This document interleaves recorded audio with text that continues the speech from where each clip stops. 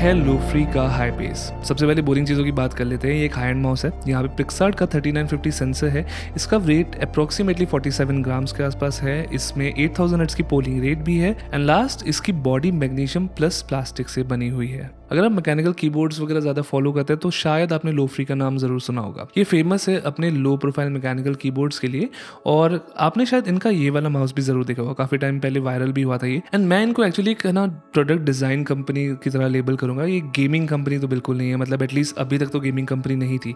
इनके जितने भी प्रोडक्ट्स हैं या फिर जो भी आप अगर इनकी वेबसाइट वगैरह भी देखेंगे या प्रेजेंटेशन देखेंगे या फिर जो कैटेगरीज हैं या जिस तरीके थीम्स इन्होंने अपने वेबसाइट पे लिस्ट किए हुए हैं वो बहुत ही ज़्यादा स्टाइलिस्टिक है, बहुत ज़्यादा एस्थेटिक तरीके की चीज़ें हैं। ये जो हाई पेस माउस है ये इनका पहला गेमिंग प्रोडक्ट है। वीडियो में ज़्यादा आगे जाने से पहले एक चीज़ क्लियर कर दूं कि आप ये माउस डायरेक्टली किसी इंडियन रिटेलर से नहीं खरीद सकते। आपको इनकी वेबसाइट पे जाना पड़ेगा एंड वेबसाइट पे भी एक्चुअली किकस्टार्टर कैंपेन के थ्रू इसको परचेज करना पड़ेगा। और किकस्टार्टर जो प्राइस है अभी जहाँ तक मैंने चेक किया it's like from $110 to $150 depending आप कौन सा पैकेज एक्चुअली कंसिडर करते हैं।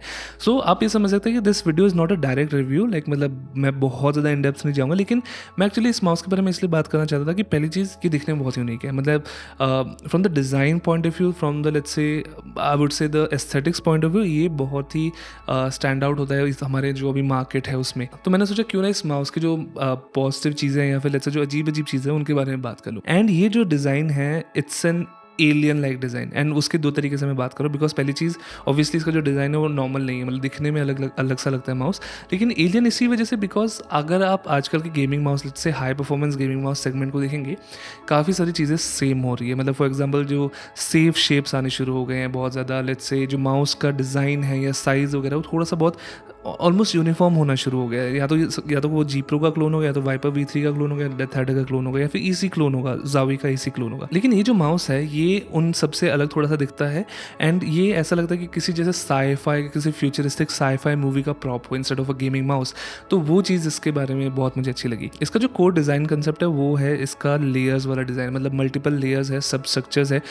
तो बेसिकली इसका जो अंदर का फ्रेम है वो मैग्नीशियम का बना हुआ है, जो अंदर का स्केलेटन आप कह सकते हैं। लेकिन जो आउटर शेल्स है या फिर जो कवर्स है वो एक्चुअली नॉर्मल प्लास्टिक वगैरह से बना हुआ है। मैग्नीशियम हमेशा से एक एक्सोटिक मटेरियल है, वो मतलब इसको इंक्लूड करती कॉस्ट हमेशा बढ़ जाता है। लेकिन लोफ्री ने थोड़ा सा मिक्स यहाँ पे ये किया है कि आप डायरेक्टली मैग्नीशियम टच नहीं करते, आप एक्चुअली प्लास्टिक शेल्स को टच करते हैं। एंड वो प्लास्टिक शेल्स एक मैग्नीशियम है ना स्केलेटन से जुड़ी हुई है। This is not minimal, this is not let's say simple. मुझे इस स्टाइल का विजुअल बहुत पसंद है। एंड ऑनेस्टली मुझे माउस दिखने में सबसे पहले बहुत प्यारा लगा, एटलीस्ट रेंडर्स वगैरह तो बहुत ही प्यारा लग रहा था। जरूरी चीज़ ये है कि ये एक गेमिंग माउस है, तो एक गेमिंग माउस के लिए शेप सबसे इंपॉर्टेंट चीज़ों में से एक है।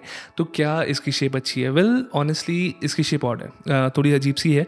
आप इसको कह सकते हैं बहुत ही ज़्यादा लेट्स से सूप्ड अप G10 या फिर कोकेन वाला G10, बिकॉज ये एक एग शेप ही है। मतलब अगर आप ऊपर से इसको देखते हैं थोड़ा बहुत एग जैसा ही शेप है, लेकिन बहुत ज़्यादा लंबा एग है आई वुड से। अजीब बात यह कि इन्होंने सेफ शेप्स को कॉल आउट किया। लेवल इन्होंने जो डॉक्यूमेंट भेजा था इस माउस के साथ उसमें उन्होंने स्पेसिफिकली मेंशन किया कि जो आजकल मार्केट है सब कुछ सेफ शेप्स में आ चुका है, सब कुछ दिखने में सिमिलर है।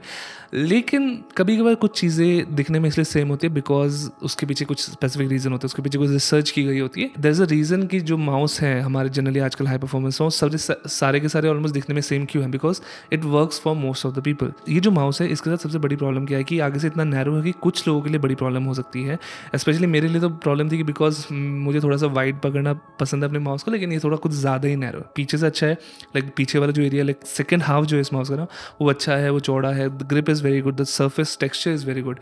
लेकिन जो सामने इतना नैरो है कि मेरी उंगलियां एक्चुअली बटन्स के बाहर रहती है कभी कभार। मे बी अगर 2-3 मिलीमीटर भी चौड़ा होता है, जैसे 4 मिलीमीटर दोनों तरफ से चौड़ा हो पाता तो वहाँ पे ये ऑलमोस्ट शेप बहुत ही अच्छी हो जाती है। एक डिज़ाइन कंपनी, एक एस्थेटिक क्रिएट करना अच्छी बात है, लुक्स क्रिएट करना अच्छी बात है, लेकिन एर्गोनॉमिक्स भी आई थिंक डिज़ाइन का बहुत इंपॉर्टेंट पार्ट है। आई थिंक वहाँ पर ये थोड़ा सा मिस होता है। पाम ग्रिप के लिए आई थिंक सबसे बेस्ट होगा। क्लॉ ग्रिप भी शायद चल सकते हैं, लेकिन फिंगर टिप ग्रिप वगैरह में बहुत ही और लगता है बिकॉज पीछे इतना सारा मास आ जाता है, तो वेट बैलेंस में भी थोड़ा इशू होता है। अब यहाँ पे मैं थोड़ा सा फोकस करना चाहता हूँ इसके डिज़ाइन एलिमेंट्स पे, जो मेरे ख्याल से लोफ्री की स्पेशलिटी है। बिकॉज वो हमेशा कुछ ना कुछ ऐसे एलिमेंट्स डालते हैं अपने प्रोडक्ट्स में जो लाइक थोड़ा सा अलग होता है, थोड़ा सा लगता है कि हाँ कंपनी ने ध्यान दिया अपने प्रोडक्ट पे। और उसमें से पहली चीज़ जो मैंने नोटिस की वो है इसका डोंगल का डिज़ाइन। लाइक कि 8000 हर्ट्ज के पोलिंग रेट के साथ आता है, तो उसका डोंगल भी है वो काफ़ी बड़ा है। थोड़ा सा अननेसेसरीली बड़ा है, मतलब हल्का सा डोंगल है लेकिन बहुत ज़्यादा बड़ा सा ग्राउंड कलर लाइक हॉकी का पक साइज़ का है, जिसमें एक ट्रांसपेरेंट लेयर है ऊपर और उसमें एक एलईडी भी है, ऊपर एल्यूमिनियम का एक छोटा सा कवर भी है और नीचे की बॉडी वो माउस के प्लास्टिक जैसा ही टेक्सचर है उसका। ऐसा लगता है जैसे मान लीजिए टेबल का लैंप छोटा सा जिसको आप अपने डेस्क वगैरह पे रख सकते हैं। आई विश यहाँ पे कोई स्क्रीन वगैरह होती है, कुछ और भी इंडिकेशन वगैरह होती है, तो वो मिसिंग है यहाँ पे, but as an accessory like as a design accessory it works nicely. अब वो जो ट्रांसपेरेंसी वाली थीम है उस डोंगल की, वो थोड़ा सा माउस पे भी जाती है एंड वही स्क्रोल व्हील के ऊपर। इसका जो स्क्रोल व्हील है वो थोड़ा सा ट्रांसलूसेंट है, मतलब वो छोटा सा डिजाइन एलिमेंट यहाँ पे भी कैरी होता है, वो दिखने में अच्छा लगा। एंड स्क्रोल व्हील बहुत पतला है, मतलब like I think this is the slimmest scroll wheel जो मैंने किसी माउस में देखा है। It's a great scroll wheel, मतलब इसके टेक्टाइल फीडबैक अच्छा है, क्लिक्स अच्छे हैं, लेकिन बहुत ज़्यादा पतला है। अब इस माउस में इंडिकेटर लाइट है ताकि ब्लूटूथ वगैरह 2.4 गीगाहर्ट्ज़ वगैरह शोकेस कर सके। लेकिन इंटरेस्टिंग चीज़ क्या है कि यहाँ पे जो लाइट है, पहली चीज़ तो बहुत ब्राइट है, लेकिन इसकी जो पोजीशन है वो बहुत इंटरेस्टिंग है। वो माउस के बिल्कुल बीचों बीच है और वो पीछे माउस के पीछे रियर साइड पे प्रोजेक्ट करती है, तो उस प्रोजेक्शन की वजह से एक बहुत ही लाइक शार्प शैडो बनती है जब भी आप माउस को कनेक्ट करते हैं या डिसकनेक्ट करते हैं या फिर लेट्स से ब्लूटूथ मोड वगैरह इनेबल करते हैं। तो जब भी वो स्लीप से है ना माउस को आप हिलाते हो वो लाइट दिखती है, तो it's a very cool little touch. मतलब जो डिज़ाइन बनता है अभी एक्सीडेंटल नहीं है कि गलती से कुछ बन रहा है, इन्होंने सोच समझ के उस लाइट को प्लेस इस तरीके से किया है कि वो शैडो की शेप उस तरीके से बन सके। अब जैसे मैंने बताया था यहाँ पे ऑलमोस्ट एक एक्सोस्केलेटन जैसा लुक है, तो यहाँ पे होल्स वगैरह आसपास जहाँ से आप ना अंदर के कंपोनेंट्स देख सकते हैं, तो वहाँ पे स्विचेस भी दिखते हैं एंड स्विचेस का जो कलर है उन्होंने एक्जैक्टली बॉडी के कलर से मैच किया है।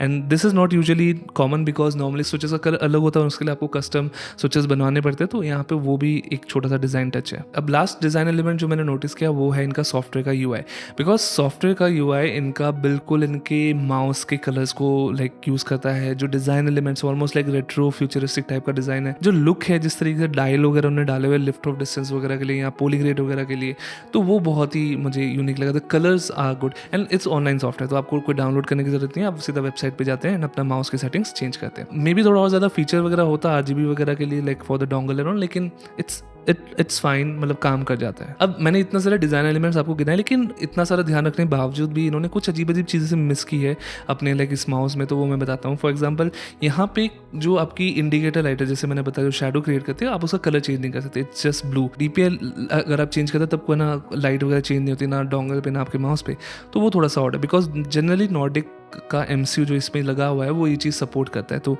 आई डोंट नो उन्होंने ये क्यों नहीं डाला।